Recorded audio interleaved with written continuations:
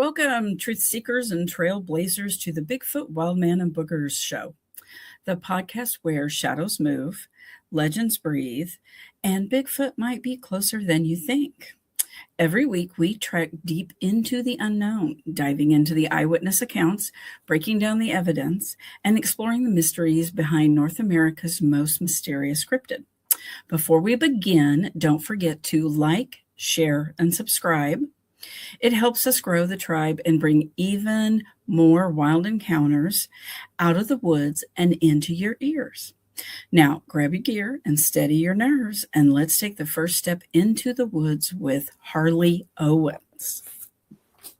Hey, hey, hey. Hey, how are you this evening? I am doing good.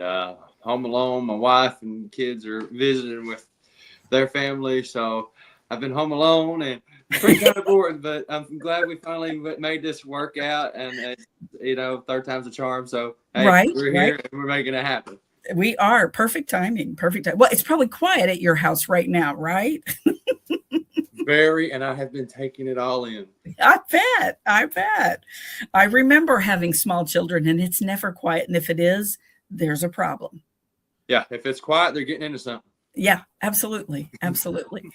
All right. Well, Harley, what I want you to do tonight, tell me how you got started in this. What was it about Bigfoot, that got you and has hooked you and all the good things? Well, growing up, I always had heard the stories. My great grandpa would always tell me about the Boogers, and I kind of take it for granted that I didn't believe him.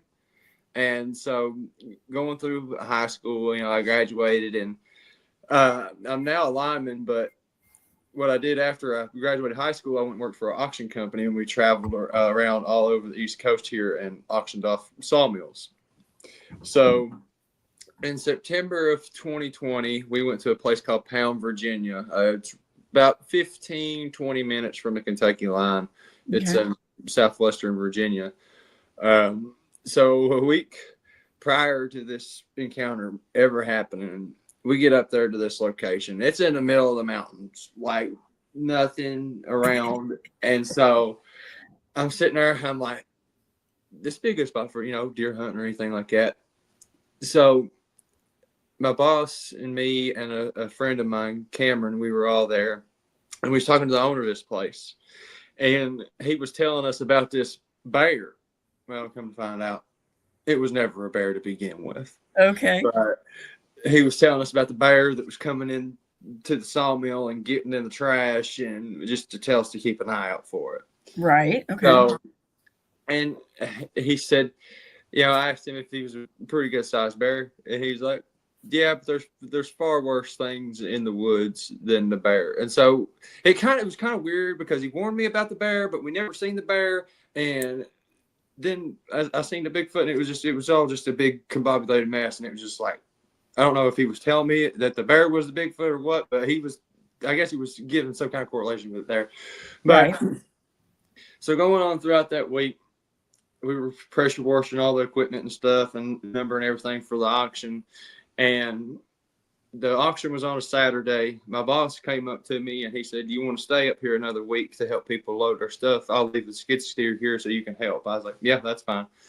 So after the auction was over on a Saturday, Sunday rolled around and it was raining and wet and nasty. So I wasn't going to sit in a hotel all day. I was just going to go out there and get some work done since I brought a rain jacket with me. So I get out there and I get to working around and I get done. So I start walking around the wood line, just being nosy and looking. And there was a trail that was worn out by deer and such. And so I'm sitting there walking through that game trail, and I come up across a trackway of just 3 tracks. And I'm sitting there and I'm looking, and I'm like, that's a big foot. And I wear a size 12, and it was a couple inches longer than my foot. And I was like, I jokingly told myself that it was a Bigfoot. I jokingly told myself it's a Bigfoot. And then I was telling myself, okay, somebody's out here playing a prank on me, or there's a homeless person with a really big foot out here roaming around. I was trying to tell myself it was everything other than what I was looking at. Right. So Monday rolled around, nothing happened. Tuesday rolled around, nothing. And then Wednesday, September 23rd, 2020 was quite literally the day that changed my worldview, changed my life, and changed everything about me as a person. So that morning I woke up late for work, and I just knew I was going to hear it from my boss, which it was my parents' neighbor, which I was pretty lenient. I was kind of the favorite employee, but so I get to leave the hotel, and I get to the location, and I had the keys to the gates. Nobody else had keys to the gates, just me. So nobody could get in or out regardless. But I get to the gate, and there's somebody there, and I'm like, okay, he's seems like he's all right. He's chill. He's got his trailer hooked up. So I unlock the first gate, and we start driving down in there, and I noticed right off the bat that every other morning on my way into this place, there was deer or turkey or just some kind of wildlife running around. Right. This morning I didn't see nothing, which it was weird at first. It was kind of a red flag for me. I was like, man, I ain't seen nothing. So we get down to the sawmill area.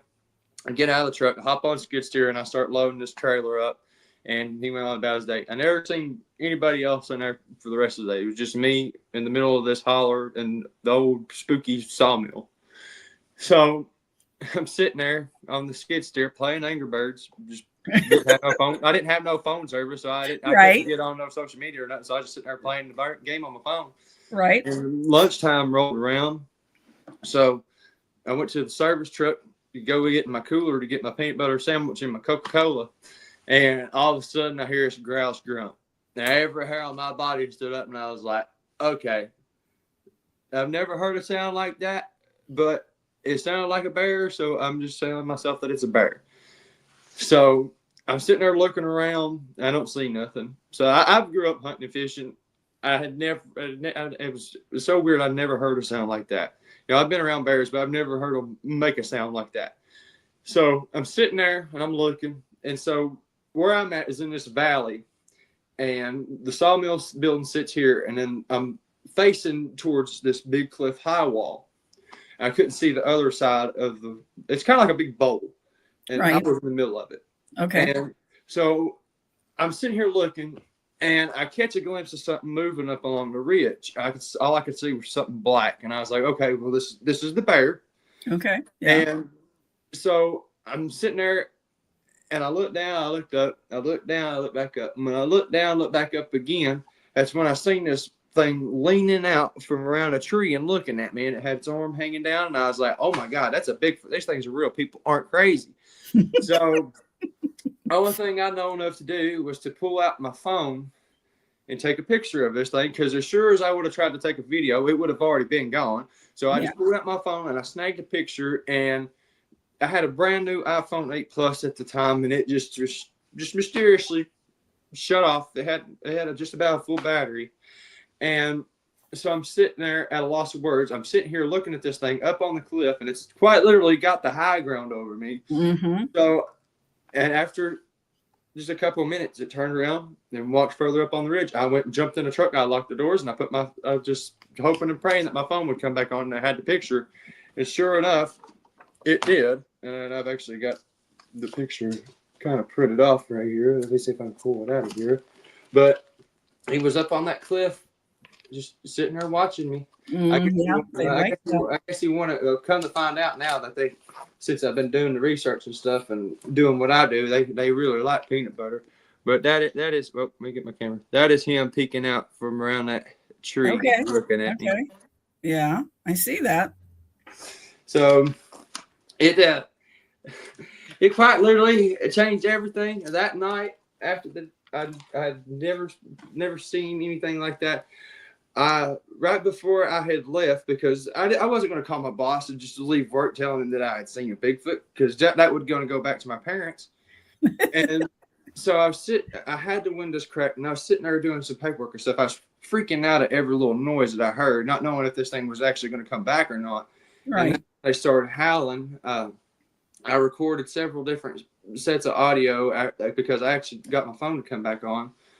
And that night, didn't get no sleep whatsoever. Woke up the next morning, and I came back, and I started looking around, just trying to verify that I had seen what I'd seen. And apparently during the night when I had left, it came into the sawmill area because I had found a new trackway previous to the one I had found on Sunday. So I'm like, okay, I don't know how big this thing is, but it's a lot bigger than me. I'm 6'6", and it was massive.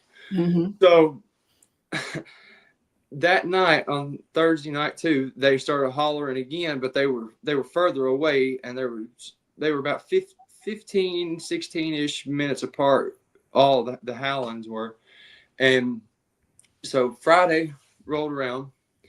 I go eat at a drive-in diner called Robo's, and I'm talking with these old timers. I got my food and I seen them, and I went to go sat down and talk to them because I knew if anybody was going to know what I seen, it's going to be these old mountain men. Right. So I just sat down and struck up conversation, and I asked them. I said, "Have you boys ever seen or heard anything weird?" And they said, "Well, what did you see?" And I showed them the picture, and I showed them the footprints, and I let them listen to the sounds, and they all got quiet. And one of them said, "Well, those are the devil monkeys." And I was like, "So what? Bigfoot?" They're like, "Yeah, devil monkey, wood booger, Sasquatch, mountain giants, all the same thing." And I was like, "That's the only validation I need." And little did I know that it was going to change my life quite literally in a drastic amount. That my family didn't really support me the way that I expected them to be. I got home, I showed them everything, let them listen to it, and they were telling me everything other than what it was. They were telling me that what I seen was a bear, the sounds I recorded was coyotes or coon dogs, and it was just hard on me. And so I just shut it up, and that's when I learned too that you find out who your real friends are after high school, because I was telling all my friends about it, and well, I became the laughing stock of the town that I was in, and it got so bad that when on social media I would see people taking videos of me in my truck. Oh, I wonder if he's got Bigfoot in the truck with him. Oh, And Lord. it was really hard. Yeah. So I just shut it up for 3 years. I never went back in the woods for 3 years. I never hunted. I never fished for 3 years after 2020. And my now wife, I had woken up one night because I had had a nightmare about it, and I had never told her. And I ended up telling her about what had happened. And she was like, you got a story that needs to be told. And I was like, well, I don't know how to do it. Every time I would tell it, I would just get laughed at or anything. Yeah. Yeah. So I ended up reaching out to Jeremiah Byron, and that was the very first show that I had ever done. And I was like, I can do this. I can go on different shows and just talk about it. And so that's what I done. And then it was just a part of me was like, I need answers. And I'm not going to get the answers that I'm needing just by going on all these different shows and just sharing my one story, when I could possibly end up having more stories to tell. Right. And so on Thanksgiving of 2023, I went back hunting and overcome what I thought was a fear of these things. And so I didn't know how to do this. I didn't know what I was doing. I just jumped in with no shoes on, not knowing what lied ahead. Right. And so I looked up Bigfoot research in East Tennessee, and Scott Carpenter's name had pulled up, but unfortunately he had passed away in August of 23. So I kind of messaged his son and was talking with him, and kind of getting some pointers on where to possibly go. And I ended up finding the area that now I have been in for 2 years, and it's changed everything about me. I get the drive and the urge to just go every day after work. I always go after work, and I still manage to make time with my wife and kids. And I've since learned that there is more to these things than meets the eye. I used to initially think that it was just a Gigantopithecus or something along those lines, and because I've had so many strange occurrences happening in this area. I've seen the orbs. I've had these voices, paranormal weird stuff happening, and it's just like why is all this stuff happening in areas where these things are? And it's just like, I'll never have all the answers for my questions, unfortunately, because that's just the nature of the beast. And that's just, Exactly. I'll never forget, like, my second encounter. It was a week after I started researching in this place. Like, I go way off the beaten path. I got my backpack, my machete, and I put myself in a position to experience these things. Like, I'll go out, like, I'll find a spot on the trail, and if I think it looks good, I'll just go through there hacking away my machete. And I'm sure you've been here in East Tennessee, and you know the mountain laurels. They're everywhere. Yeah. That's what I'll go through. Like, I'll just go through it with my machete. But my second encounter, this is what made me change everything on what I thought they were. My wife was actually with me this trip. She didn't see anything, but she heard it all happen. So me and my wife, we get out there, and we parked at the trailhead, and we were hiking up, and then we were going to hike back. So we're hiking up, she's kind of on edge, she doesn't, she wanted me to do the research, but then again, she didn't want me to. Mm-hmm. But we were on our way back out, and she stopped. She says, "Look at those sticks." I said, "What sticks?" She says, "Those sticks over there. They look like something out of a war movie." And the structure they had sticks propped down into the ground. It looked like stakes just sticking out. And I was like, well, that is kind of weird. That wouldn't tend to be something natural for as intricately made as it is. And so I told her to stay on the main trail while I went over and looked at it. So I'm sitting there looking at this structure, and I see two fallen logs. And right in between these two fallen logs was a pretty big open area, probably about 4 or 5 foot wide.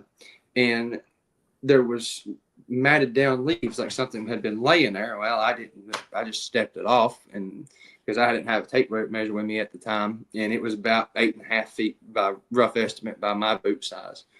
And so at that point in time, I heard something moving up ahead of me in the laurels. I said, "Stay there." I said, "I'm just going to keep going further back in here and see what I can see." So I eased further back into the direction where I heard the noises, and there's a big game trail, just huge game trail just opened up. Like, you could drive a small pickup down it. And so I'm standing here and I'm looking, and I'm looking at this big tree. It's got a big fork in it. And all of a sudden I just get this intuition, just look right. And I turned and I looked, and I seen it. This reddish brown Bigfoot sitting behind this tree. And I'm just sitting here like, okay, all right, I know you're behind that tree. And I'm just like, just step out. I know you're there. And this thing steps out, and it crouches down in behind the laurel bush, and it peeks its head out of the bush to look at me. It's got the reddish brown hair. It's got gray skin, jet black eyes. Mm-hmm. And I was just at a loss, because when I was looking into this thing's eyes, I was not seeing just some kind of animal. There was intelligence. Like, this thing had like a soul of sorts, but it was like looking into the eyes of another human, yet it wasn't human. Right. So at this point in time, I hear a loud pop and a smack of a branch breaking to my left, a very big branch. And then I don't know if it was running towards me or if it was stomping in place, but I had something it was either running at me or it was just stomping in place. But I told my wife, I said, run. And I just booked it out of the woods, and I said, run, run, run. And we ran all the way back to the car, got out.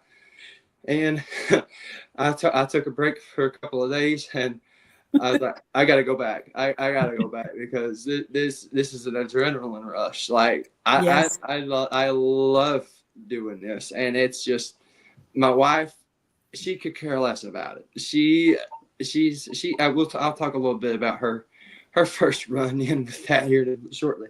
But I definitely hit the floor running. I've been very fortunate, very blessed with doing what I do. I'm very humble.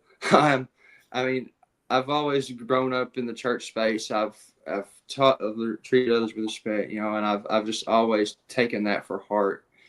And this research is a passion that I could never imagine for anything I would ever have. And it's brought me to some really, really incredible people. And I just can't thank the man upstairs enough for, bringing me into this and, somewhat being a voice for those that feel like they don't have a voice, because that used to be me at some point in time. Right. And that you got to learn that, yes, people are going to be hypocrites and all that stuff, but there's just as many, if not double the time of good people that there is that will be an ear for you to listen to them. Absolutely. So I initially, which I still do a lot of research by myself, but sometimes I will have people that will come out with me. And this next story involves a really good friend of mine from North Carolina. I'm actually part of their research team, North Carolina Investigates. But this happened January 7th of 2024. This was the first time I had ever met these boys. I was a guest on their podcast, and they were like, "Yeah, we want you to join the team." So we all met together at my research area, and I'm showing them all the tree structures and everything like that. And there's this old cemetery in my research area, and that tends to be where a lot of the activity happens at, like right on the outskirts on either direction of where it's at. And I've got a little bit of a funny story here to throw in with this. So we were further back into the holler, and we found this tree with black stuff all over it. It was just a black substance all over it, and it was wet. And Robert was like, "Oh, I wonder what that is." And well, they've called me the blue tick ever since this. And I guess did you sniff that tree? I did, and I was, as Robert says, vapor locking, because I was gagging and dry heaving. And the blue tick has stuck with me ever since this trip. So we start working our way back out, and we get to the top of the little knoll where the cemetery is. And I nudged my buddy George on the shoulder. I said, "George, let's go down in this holler." And I said, "Robert and Michelle can stay up here, and we'll have walkie contact." He's like, "Oh, okay." So I'm in front of George. We're going down this holler. They're still on the main trail. And we're working our way around this ridge through the laurels. And I catch a glimpse of something out of my peripheral. And I'm like, okay. And I stopped, and I seen it move. And I was like, all right. So I stopped, and I turned. And I said, "George, there he is." He said, "Harley, that's a shadow." I said, "George, I just seen it move." I said, "It's not a shadow. Shadows don't move." Mm-hmm. He said, "It's a shadow." I said, "Stand right here." So he stood where I was standing, and I started walking towards it. Well, I didn't get 10, 15 feet away from George, and I stepped on this branch. It sounded like a shotgun going off. You see this Bigfoot reach its arm up and brace itself on the tree, and it does this number to look for me, because I was at an angle where it couldn't see me. Yeah. And all I hear my buddy George say is, "Oh shit," pardon my French. And he comes running past me towards the Bigfoot, and I'm just standing here like this. I'm like, "We're really doing this?" Like, I was at a loss. So I didn't know what we was doing. And the Bigfoot was done gone. And so we get up to the tree where he was at, and there was some mud right there at the base of that tree. And you could see the 3 perfect toes with the slight pinky toe and a slight big toe right there in the mud where he was just standing there at that tree. And right up where it went into the laurels, it was like a tunnel. It was just like it got down on all fours and just took off. And my buddy Robert got over the radio, and he said, "What in the world are y'all stirred up over there? It sounds like a dang on bulldozer coming through the woods." And he said, "A bunch of birds came flying out, and then I hear the woods being torn down." And it's never a dull moment with Oh, them. no. I just love every minute of it. They give me so much crap because I'm the young guy on the team, but yeah. I'm in it. Like, I'm so in tune with like how I hunt deer and turkey and stuff like that, and like I just use that to my advantage. Right. But it's It's never really a dull moment in the woods with me because I start vibrating and like I have ADHD a little bit and I'm full blown in it. Right. Right. I hear you. I understand how that is. Been out there and done a little bit of that ourselves. It's always a good time when you have your friends out there with you and y'all get to experience it. Now, some of you experience it a little bit different than others, but it's still one and all the same. Absolutely. Absolutely. Well, and you were talking about some of the weird stuff that goes on. And what's funny is the deeper you get, the weirder it will get. The more will happen. Yeah. Yeah. We've got stuff going on at this point that we can't explain. We went to the LBL in September. Mm-hmm. And actually experienced an area where there was no sound. We were standing right on the edge of the lake, and you could see the water lapping. You couldn't hear it. You could see the boats going by, and you could not hear them. And I think there was 6 of us, and every one of us experienced that same thing. That's something that they talk about too here, and like in the Appalachian. You'll be out in the woods, and you could hear a pin drop, literally. Mm-hmm. Yeah. Yeah. Weird things like that. We were driving down the road and there was a bell just rang one time and both trucks heard it. A bell, like a cowbell or something? Yeah. Like just a ding, loud bell one time. That was it. Well, that's what they say, the metallic sound associated with the dog men mostly, but they tend to run around with where the Bigfoot are.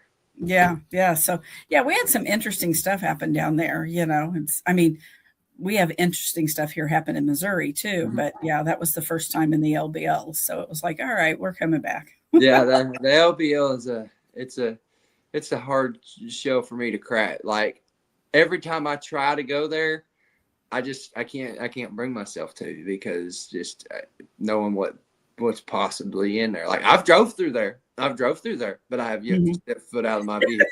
I have yet to step foot out of my vehicle because I can just feel the vibe. You know when the vibe hits, and listen with your gut. Yeah, yeah. We were in a cemetery in the middle of nowhere, and we'd had lights and all kinds of stuff. And one of the gentlemen had a very high-powered light that he was shining, right? Mm-hmm. And he shines past something. And he's standing in front of me, and I grabbed his shoulders, and I flipped him back around. I said, right there. And he goes, that's a stump. I said, no, that is not a stump. And so he stood there, and he looked at it for a minute, and he starts walking around and shooting it at different angles with the flashlight. And he comes back over, and he goes, yeah, that's not a stump. And I said, yeah. Now, there wasn't any eye shine, so I don't know if it was just standing there with its eyes closed. Uh-huh. But you could tell that was not a stump. And he's like, okay, yeah. He goes, it's time to go. Mm-hmm. Because he said, that's not anything I want to mess with. Mm-hmm. And I think he was under the assumption that was a dog man. Now, I don't know what it was. I just know that it was large. It was up there, and it was not a stump.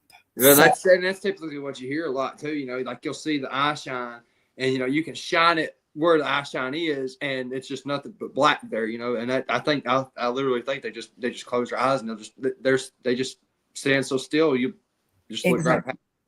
Yeah, well, and that's what he did the first pass, and it was like, no, there's something about that just doesn't look right, And it was funny too because we have a gentleman that goes with us, and he is just like a BB in a boxcar, and he'll be all over the place. And we got out of the trucks, and I said, don't leave us. Yeah, that's me.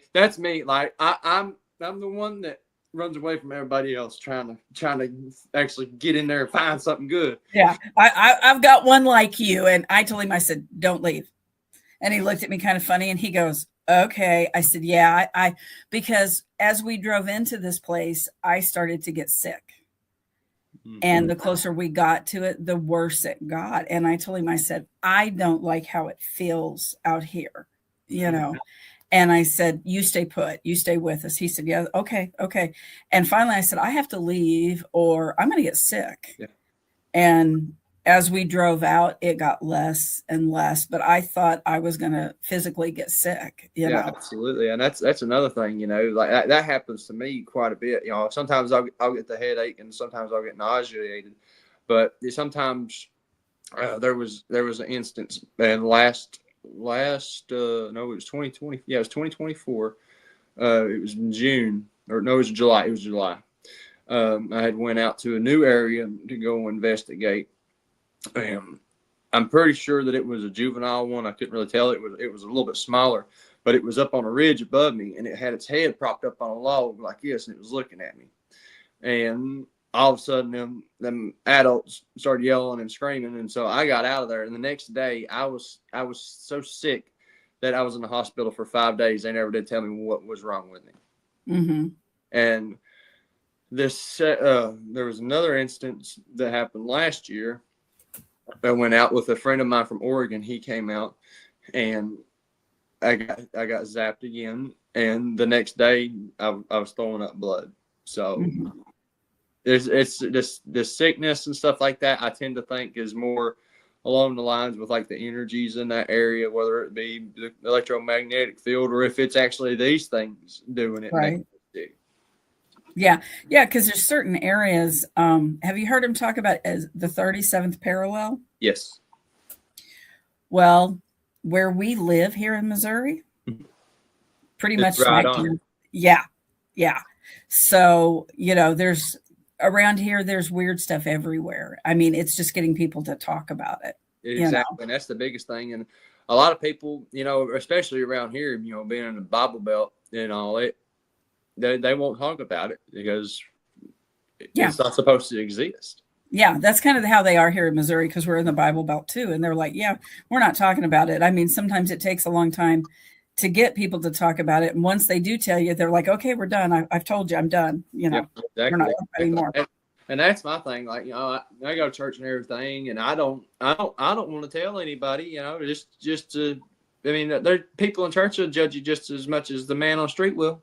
Absolutely. And that's just how it is, and I don't care. That's just the truth and the whole truth.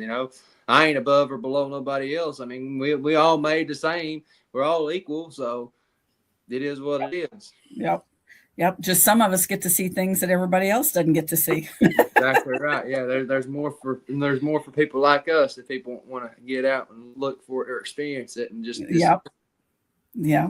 Well, so tell us about your wife's first experience. Oh yeah.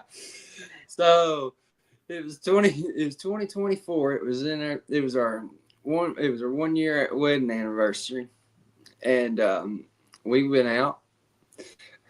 It was a place called Wolf Creek Falls. It's here in East Tennessee. We had went out to go look for this waterfall, but I had just got a report from somebody that they had seen a Bigfoot out there. I didn't tell her that's why we were going out there. That's great. So we get parked and we're high. It was a good 3-4 mile hike straight up the mountain. And it was so funny. I got a video posted of this on my YouTube channel, but we're hiking up the trail and she's in front of me. I'm behind her. And all of a sudden she screams, "Snake!"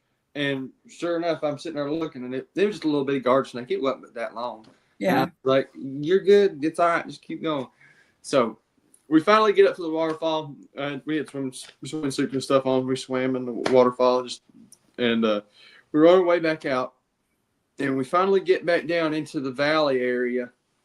And she said, "There's something following us." I said, "Yeah, it's what they do." She said, "Don't be telling me that. Don't be telling me there's one of those things over there." And I was like, "Well, you know what I do, so why would I lie to you about it? If you want to know what's following you, I'm going to tell you." Right. So we get maybe 30, 40 more yards away from where we had stopped, and she'd heard it. And she heard it again, and she's like, "I'm really freaking out." And all of a sudden, a rock comes flying out about that big, and it lands right in front of her feet. Just smack dead perfect. Right. And she's like, "Oh shit." And I said, "Don't run." Well, what did my wife do? She took off running. And she gets around a curve, and the next thing I know, I hear her screaming, and I'm like, "Oh God." And I come around the curve, and she's laying there on the ground, and she had broke her ankle.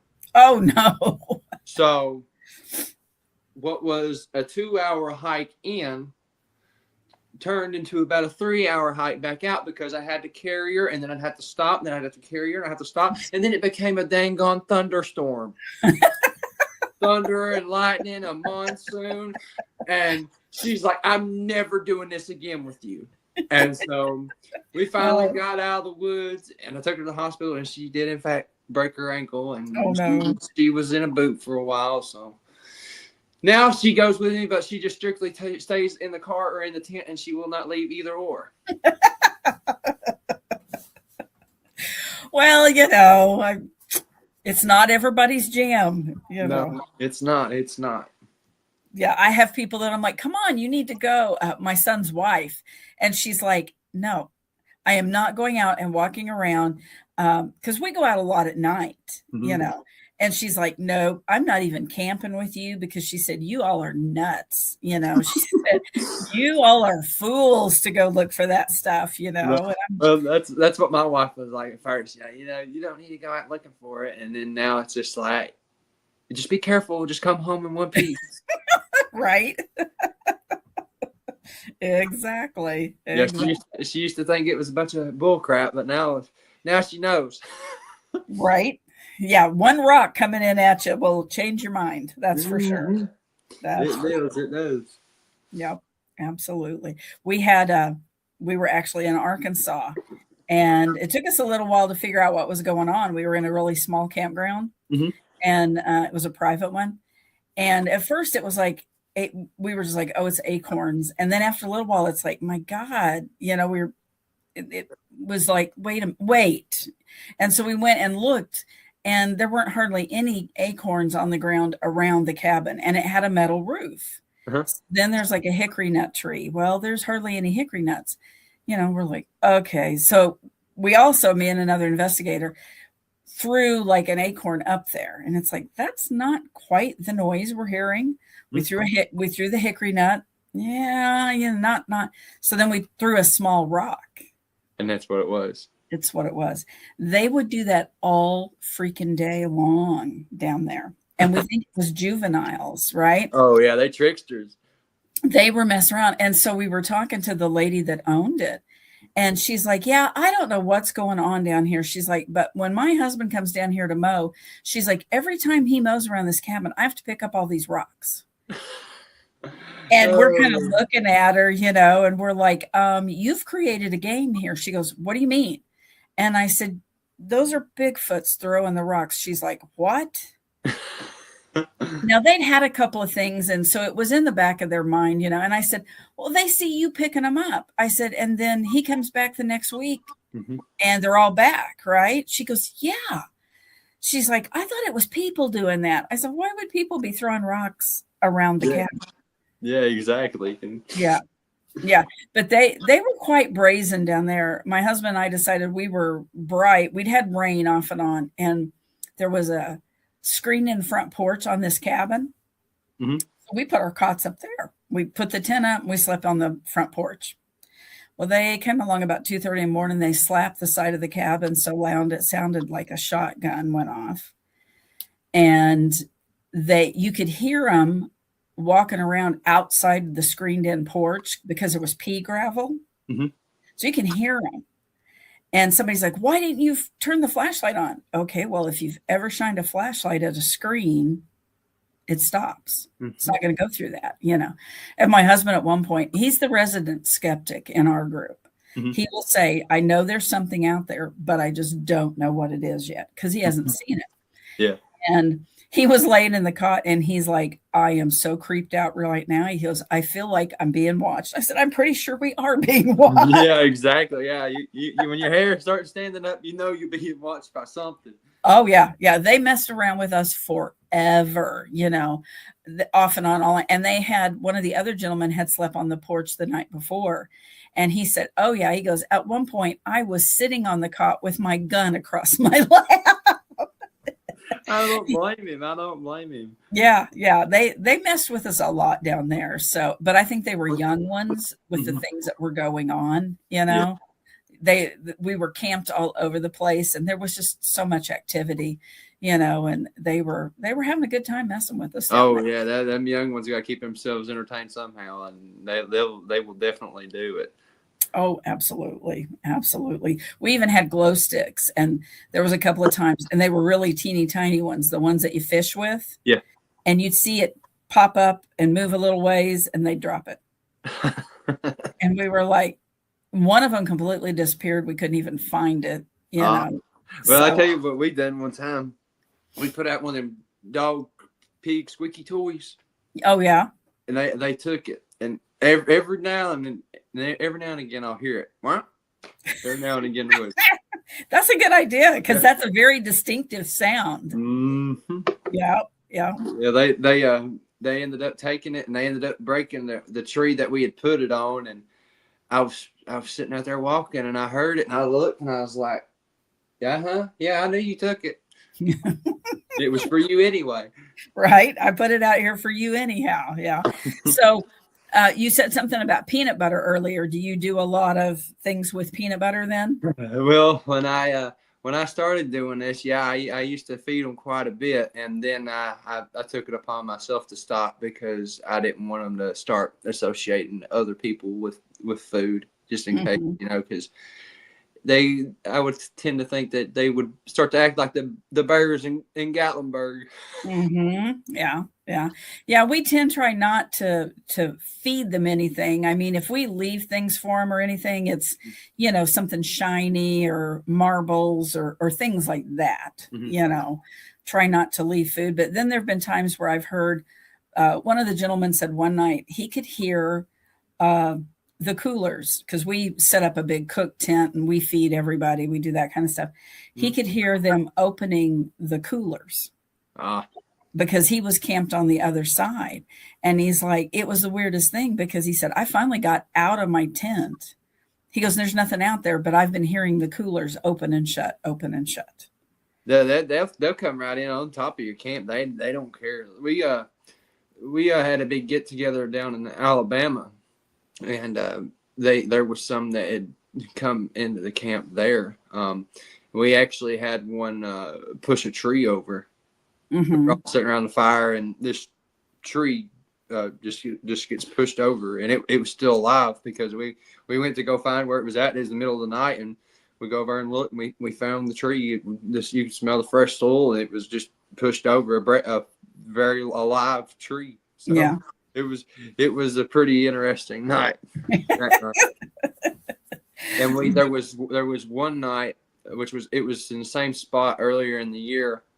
This just happened in October, but it was me and my wife and my two daughters. We were sleeping in the tent, and we had one come up to the tent, and it was just tapping the side of the tent. When we think it was a little smaller one because the girls. Oh yeah, absolutely. We did. So in October, we do a conference up here, and I do a private expedition with the conference. That's part of it.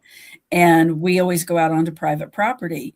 And one of the other investigators, he had stayed one night, and he was talking about, he's laying there on his cot, and he said about 3 feet up, something kept like moving. He said it sounded like fingers going across the tent, right? And he finally hollered at it, because he was like, I'm half asleep. I can hear it. But I'm like, who's out there? Well, come to find out, one of the other gentlemen, he'd been out just a little bit before that and used the bathroom and thought he saw a small one staring at him from the woods. So, we think we had a small one, probably 3-4 feet tall, that was messing around camp a little bit this year.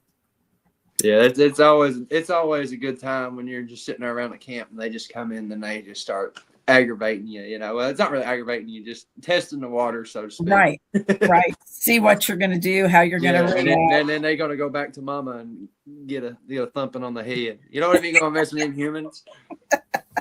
Right. It's like, leave them alone, right? Yeah. I can only imagine.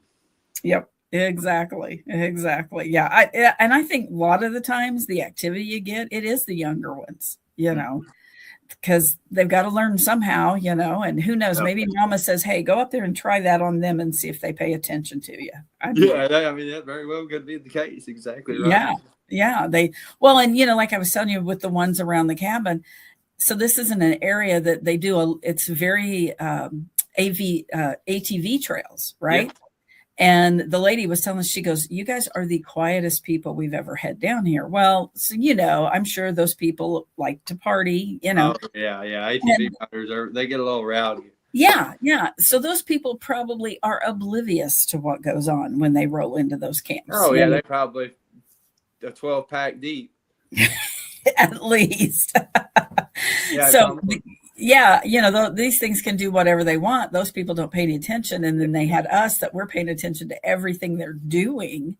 And they're like, oh, wait, these people know what we're doing, So. You're exactly right. And, and there's a whole lot of this. Mm-hmm. A whole lot of being on the phones, not paying attention, nothing, and people going out hiking and stuff. They let's be honest. Sometimes I catch myself doing it when I'm out hiking. I'll just look down. Right. You keep looking at you got to be looking around. But I mean, right now is the perfect time you can look. You don't have to look down because there ain't no snakes out. But in summertime, that's a different story. Yeah, I'm kind of like your wife. I am not a snake person. People. I'll catch a black snake or a black racer. I won't fool no copperheads or rattlesnakes. No, I don't care what it is. Even if it's a big fishing worm, it's too much like a snake for me. I mean, now most anything else doesn't faze me. People they're like, you're scared of a snake, but you're going to go looking for some upright 800-pound bipedal whatever, and I'm like, yes. Every time. At least I can hear it or see it coming. Right? Exactly. Yeah. We had a biologist that was at the conference one year, and he's camping in his little he has like a little SUV, right? Minivan type thing. Mm-hmm. And he's talking about stopping and getting a snake. And I said, oh, you're doing this on your way home? And he said, no, I have it with me now. And I said, what kind of snake do you have in your, he goes, oh, I have like, I think he had a python in there. Right. Oh. And I'm like, if I see that, you're out of here. I said, you just don't understand, right? So he would wait till I would leave camp, and he'd go get the snake and drape it around and walk through camp, And yeah. So it's never a dull moment with us either. We have a lot of. It's all about having a good time being out there, and that's making memories is the biggest part of it. Exactly. And I liked what you were saying earlier. I've been doing this since 2019. And the people I have met, first of all, I wouldn't have ever met these people anywhere else. And I have made some of the best friends. I've traveled to multiple states with these people and done all kinds of things, and it's about the relationships that you make. Mm-hmm. It really and truly is. I mean, we're all having a good time and doing all this, and you're getting out and you're enjoying, but it is the relationships that you built that are the ultimate prize here. Yep, absolutely, 100%. And I've had. I mean, let's see. Since I started doing this, I mean, all my friends, they ain't went nowhere. But that's it. That's the biggest part of it. The relationships they're going to last my lifetime, but in my generation, I don't really think there's going to be too many people that'll be into this, honestly. Yeah. All of my friends in this, they're all older. They're all older. I'm pretty much the young buck out of the crew, and I'll be 26 in March, and and I just want to encourage any young listeners on here, don't be afraid to get out there and go look. Don't be afraid that somebody's going to judge you just because you do it. I've been doing it. This year will be 3 years, and it's just the people are going to judge. People are going to ridicule, whatever, and let them be. So be it. Just be the bigger person and go on about your day. Yeah. Because those people, they just don't understand. They haven't experienced it, and they don't want to experience it, and they don't want to accept it because they know what's out here. Mm-hmm.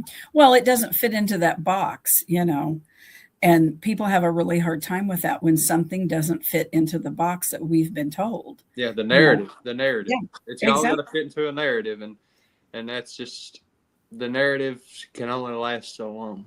Well, and it makes them have to free think, and so many of them don't know how to do that. Mm-hmm. It makes them actually think about things. They can't just go on autopilot anymore. Exactly. And there's a lot of people that aren't ready to do that. No. So. No, they're not. They want to stay in the world as how it's supposed to be, not as it really is. Exactly. Exactly. And I think the reason we are seeing so many different things is that people are starting to pay attention now. Oh yeah, And the and veil they're is thinning. The veil is definitely thinning. yeah, yeah, and people are paying attention. It's funny that sometimes at base camp on our expeditions, you'll look around, they're all sitting there looking at their phones, and I'm like, really? Mm-hmm. It's like one could walk through camp and you wouldn't see it. Yep, exactly right. And that's why I just typically try to leave my phone in the vehicle or something. That way, I've got my full undivided attention. You go out into the woods. Like what my normal routine is, I'll go out in the woods, and then sometimes I'll just find a spot and sit. Mm-hmm. After about an hour, the woods goes back to normal. It's like I never even entered the woods, and that's when game time happens. Yep, absolutely. That, yeah. And so have you went out and done anything with female investigators?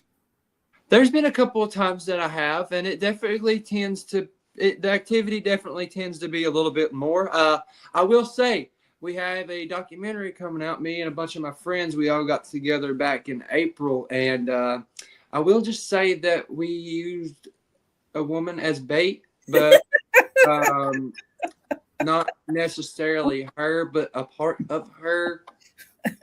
Yeah, pick it up while I'm putting down. Yeah. I'm not going to get too indescriptive with that, but we had a very eventful time in that get together that we had. It's called Operation Smoke. You can find it on Prometheus Lens on YouTube. A buddy of mine, he's the one that's actually doing the film. It's very interesting time. Several people definitely had their lives changed. They came down here to East Tennessee not knowing what they were going to get themselves into, and they got a whole lot more than they bargained for coming into the Appalachian Mountains. That's kind of funny to watch that happen, isn't it? Oh yeah. But, I mean, they believed, but they were still kind of questionable about it, and then they definitely changed their worldview. They're just not prepared for what they're going to see. Mm-mm. Yeah. I've had a couple like that. I have a gentleman that he was really into the UFO side of things, and he, decided that he wanted to come into Bigfoot. And let me tell you what, he is as funny as he can be, because he just loses it. He's like, oh my God. And now he's like, every time we go somewhere, he is with us, because he's like, weird shit just follows you around. And they pick up on I fully believe that the Bigfoot and stuff like that, they pick up on your intentions, and they know what you're out there actually doing. If they know if you're going to harm them or not. Oh yeah. And that's one of the things too. We used to before I took over the expeditions, there was a lot of going out and whooping and hollering and knocking on trees and stuff. That you don't find them, they find you. Exactly. That's why I tell people now, I'm like, first of all, you are never going to sneak up on them. Mm-hmm. And a lot of times we will put ourselves out there as more of an attractant or bait or whatever you want to call it. Because if you just go out there and sit down, they can't stand it, because they're so curious. Yeah. They want to see you do something. They want to come to see what you're doing. Exactly. You've just got to be patient. Yeah. And that's patience is key. You're not going to go out there and see them or experience it every time. No. We can go into the best spots, mm-hmm. and we've had stuff, multiple times, and you go back and there's nothing. Yep. Exactly right. And I mean, it just depends. So do you find where you're at, is there a part of the year, a time of year that they're more active, or are they active all the time? Year round. It's year round. From December 7th of 2023 to now, they have always been there, and they have not went anywhere else. So do you think, this is a lot of times people will ask, do they migrate? Do you think they migrate? Do they have like a home range, let's just say of 50 miles? I'd say they definitely have like a home range. I'd say they stay in one area for so long, and then they just move on to the next little batch. I don't think they travel 200 miles or anything like that. Right. I typically think they stay in a central radius. Like where I'm at in the Smoky Mountains, this area, there's different hollers everywhere. They could be at one holler for a couple months and they move on to the next one. There's just so many places for them to go here. Right. Right. Well, and I'm sure it's like around here, you've got a plethora of deer and turkey and all those kinds of things for them to eat. There's water everywhere, and you've got mountain laurel. We don't have that, but we've got a lot of other things, for them to have cover. But like here, I have found if you have running water, because they like moving water. Yes, they like creeks. Yeah. And if you have food, whether it's deer or whatever's abundant at the time, and you've got cover, well, you have Bigfoot habitat. Exactly right. Exactly right. And I mean, like here in my spot, like there's this whole ridge and it's just nothing but laurels. And you always just hear them moving around in through it. Like, so they're there. No, they're not, they just sit there and watch it. And that's what I call, the high control runs right by that big old thicket. And it's just like, every time you walk by it, you're being watched. It's just, it's just the nature of the beast. They like the watchers, they watch you. Yep. Well, can you blame them? I mean, haven't you ever sat and watched people before? We are entertaining. Yeah, they especially me. There's never a dull moment with me. Yeah, they're like, oh, here he comes again. Let's see what he's going to do this time. Exactly. And then part of me wonders if they look at me and like, well, he kind of tall like us, but he ain't got no hair. Yeah. That's I always tell people. I said they're out here going, what are those hairless monkeys doing in our woods? and people laugh, and I'm like, well, they're probably going, there's something wrong with them. Have they got a disease because they don't got no hair? But exactly. So, have you got anything coming up? Any place you're going to be speaking, doing anything? Well, I have not heard anything as of right now about I've got one that I'm speaking at in August, Tennessee Wildman and Crypticon in McMinnville, Tennessee. But as of any other ones, to my knowledge, I don't think so. I will be at the Vanished premiere, though. Okay. For Relic Films. I will be there for the premiere of that. So come say hi, hang out. I'm going to have a booth and stuff set up. So come hang out, come look at the footprints and all the other cool stuff. Show us some of your footprints. Yes. All right. I gotta get my containers out here. Hang on a second. I'll save the big one for last. Let me get this other one right here. Oh, crap. I gotta get it out of here. Oh. So this was the first one that I ever casted. This one was from October 19th of 24. Okay. Yeah, it kind of stepped on like a little bit of an incline, and I was kind of worried that it wasn't going to come out good, but it really did. It was right next to the creek too, so they crossed the creek and headed into the laurels. This is another one that I casted. This one didn't really come out as good as what I expected it to because I didn't have enough plaster, and I had it kind of messed up on me. But from where it had stepped, its toes had sunken up into the mud, and the toes, well, the plaster kind of got down in there for where the toes are. See, I had to glue them together, but the toes had sunk down into the mud. Right. Then let's see. This is the recent one. This one was from March of 25. Okay. And then this one was just a couple of weeks ago, wasn't it? In the end of November, beginning of December, somewhere around in there. Yeah. Yeah, this is the widest one that I've gotten so far. Crap. Yeah. It was 16 inches long.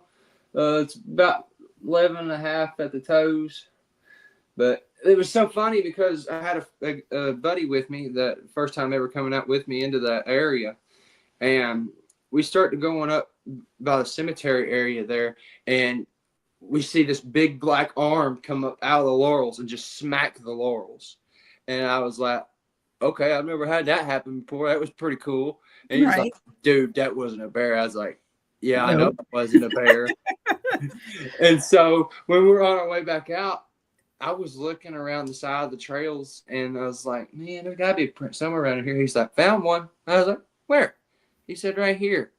And I'm sitting there looking and I'm like, yeah, I see the big toe, but I'm like, and I got to looking because the leaves were pushed down in and I'm like, this ain't right. This ain't making sense.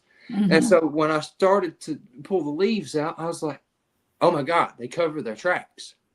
Oh, okay. Because as soon as I got all the leaves out of it, you could see the rest of the toes and the rest of the definition of the footprint. And I was like, that's a game changer. They're covering the tracks. That makes sense. You know, what kind, I mean, they're if they're intelligent enough, you know, to remain hidden for this long, I mean, covering our track make perfect sense. Yeah, that's true. That's true. But all these footprints have all come from the same area. I mean, I've had opportunities to cast other tracks, and sometimes it would be just too wet, or I wouldn't want to risk casting it because, well, let's just face it, this is the mountains, and sometimes it'll be like that. Yeah. So I just have to take it as I come by, and I've been very, very, very fortunate so far with the ones that I've casted. Right. And I actually found my first handprint in there back in September 29th. It was September 28th or 29th. It was when I had a friend of mine, Robbie, with me.